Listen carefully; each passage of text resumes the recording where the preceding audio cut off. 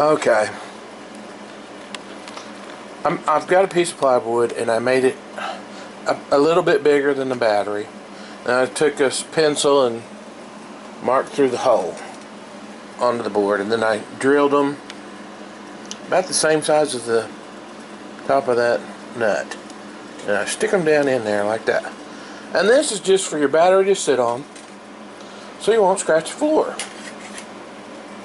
One side is closer than, like this side is further apart, the bolts are. So put this on first. Let's see if I can do that.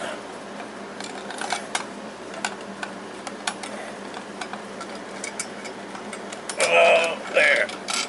Now.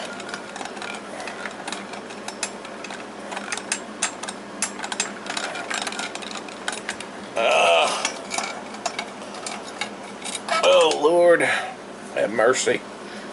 Well, you know what? I can't do that on camera, but you get the idea. I'll come back for part 2.